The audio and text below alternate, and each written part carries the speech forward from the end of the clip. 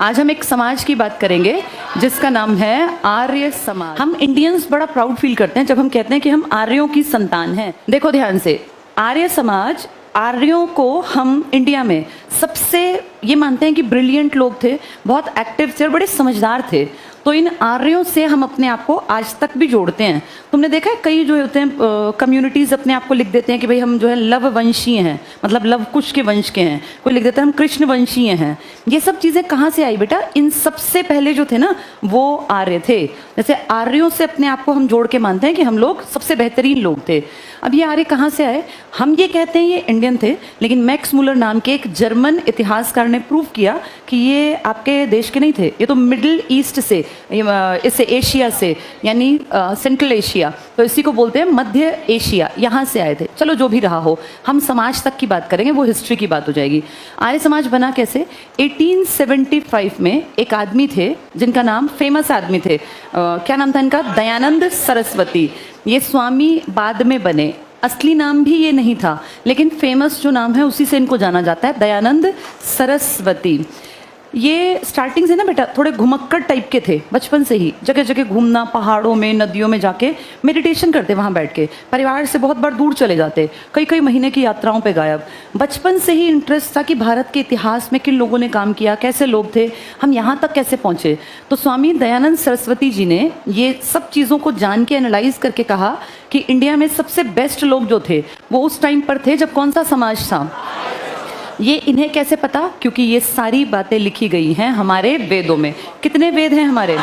हम जो ये वेद पुराण बोलते हैं ना बेटा, ये हमें बचपन से सिखाया गया। एक्चुअल में ये क्या है? वेद अलग चीज़ है और पुराण अलग चीज़ है। लेकिन हमने हमेशा अपने घरों में वेद पुराण सुना, हम वैसा ही बोलने लगे। इनमें बहुत अंतर है। वेद की संख्या है 4, पुराणों की संख्या कितनी है? 18। इनकी ऑथेंटिसिटी पे कोई क्वेश्चन मार्क नहीं है। हम ये मानते हैं, पूरा हिंदू समाज सनातन संस्कृति को जो मानते हैं कि ये जो लिख गया, जिसने जो लिख दिया वो परफेक्ट लिखा, इस पे कोई क्वेश्चन मार्क नहीं उठाता। लेकिन पुराणों की इन 18 किताबों के ऊपर बहुत लोग एक प्रश्न चिन्ह लगाते हैं और वो कहते हैं कि इसमें लिखी बातें बहुत ज़्यादा बढ़ा चढ़ा के लिखी गई हैं। जब किसी चीज़ को बहुत बढ़ा चढ़ा के लिखा जाए तो उससे कहा जाता है अतिशय। अतिशय मतलब बढ़ा चढ़ा कर। और इसमें एक अलंकार आप बचपन में पढ़ते थे, अतिशयोक्ति, यानी बहुत बढ़ा चढ़ा के बातें करना। एक्चुअल में ऐसा ही हुआ था। जब ये पुराण लिखी गई हैं तो इन पुराणों में हमारे पुराने राजाओं की पूरा जो था परिवार का ट्री, कि भाई ये कैसे था, उसका बेटा ऐसा हुआ, उसने ये किया, उसने वो किया। तो ये जो लिखने वाले लोग थे ना, पुराण जिसने काम किया, उन लोगों ने कुछ चीज़ें थोड़ी सी बढ़ाकर, थोड़ी सी बढ़ा चढ़ाकर, थोड़ा एक्स्ट्रा लिख दिया। तो इसको सब धर्म नहीं मानते। जैसे बहुत सारे लोग जो पढ़े लिखे हैं वो एक क्वेश्चन मार्क उठाते हैं।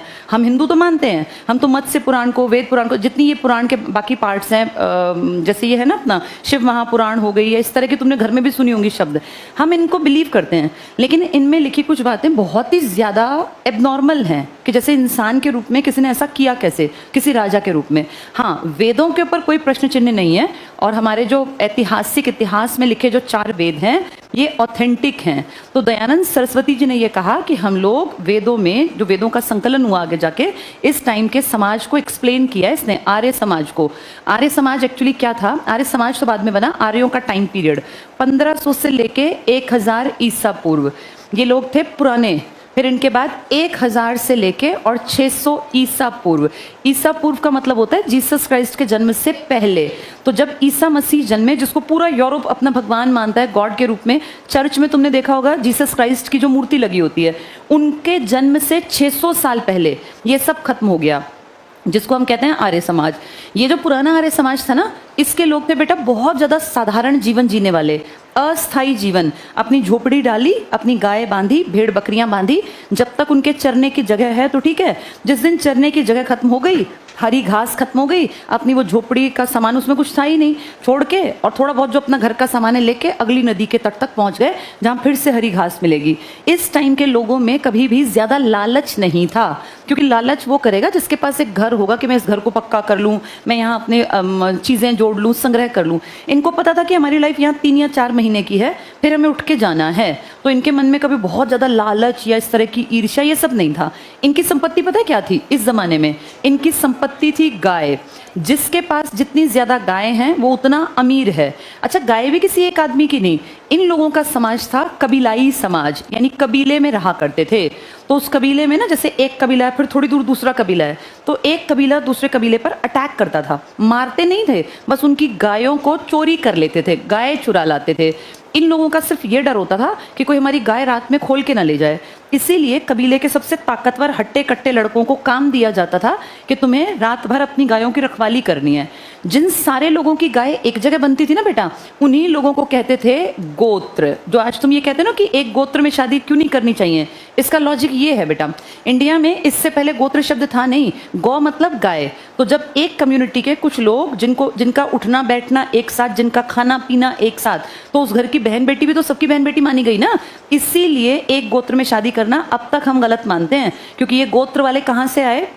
जो एक साथ थे, जिनके सब सुख दुख साझे के थे, जिनके ऊपर अटैक हुआ तो एक के ऊपर नहीं हुआ, उस पूरी कम्युनिटी के ऊपर हुआ। 50 लोग 100 लोग इकट्ठे रहते हैं, तो वो सब अपना कहते हैं भाई हमारी गाय इकट्ठी बंधेंगी। एक एरिया डिफाइंड कर लिया, जो ये हट्स बना रखी थी अपने कबीले में, जहाँ रिहाइश उससे थोड़ी दूर 10-20 लड़के अपना रात भर उनकी केयर करते, फिर दिन में वो आराम से सोते। तो ये कहा कि हम सब एक गोत्र के हैं।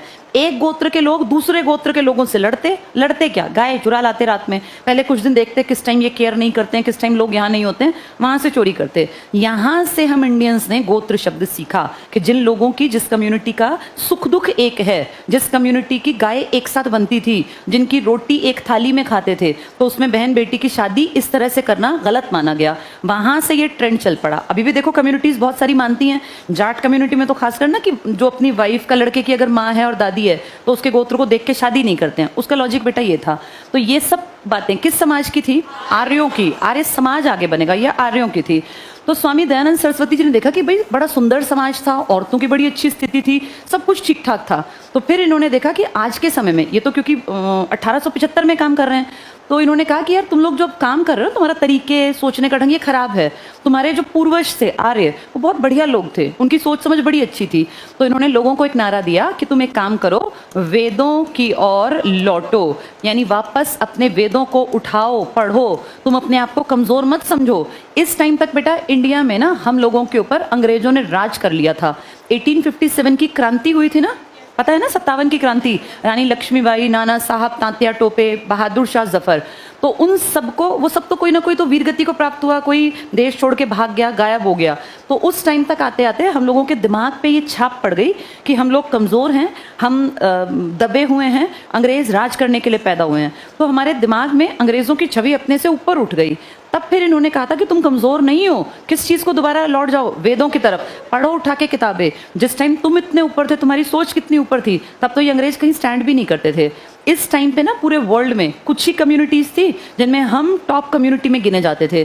तो इन्होंने वापस याद दिलाया, इस आदमी ने, कि तुम अपने आप को कमज़ोर मत समझो, वापस वेदों की ओर लौटो, उठाओ, पढ़ो। वैसा जीवन नहीं जीना, लेकिन इन किताबों को उठा के पढ़ो कि तुम्हारी लाइफ कैसी थी, तुम जिसके वंशज हो वो कितने ग्रेट थे। यहीं से फिर इन्होंने कहा कि लोगों तक पहुंचे उन लोगों की बातें। इसके लिए मैं एक समाज बनाऊंगा। कौन सा समाज? आर्य समाज ने हर गलत चीज़ का, हर दिखावट का, हर पाखंड का, मूर्ति पूजा टाइप की चीज़ों का, जो कि अति में थी, इन सब का विरोध किया और कहा कि मानवता के लिए काम करो। जो ये लोग थे ना बेटा आर्य, इन्होंने कोई मंदिर नहीं बनाया। मैंने आपको कहा इनका जीवन ही अस्थायी था, ये अपना छप्पर डाल के जीवन काटते थे। ये गाय की पूजा करते थे, देवताओं को मानते थे, लेकिन ऐसे नहीं कि भाई मंदिर बना रहे हैं, मस्जिद बना रहे हैं, ऐसा कुछ नहीं था। तो यही बात इन्होंने कही कि आर्य समाजी बन जाओ, आर्य समाज का दोबारा से निर्माण करो। इनकी बात कुछ लोगों को बड़ी भाई और लोगों ने कहा हाँ बिल्कुल ठीक कर रहे हैं। तो धीरे धीरे करके लोग किस में बढ़ते चले गए? आर्य समाज।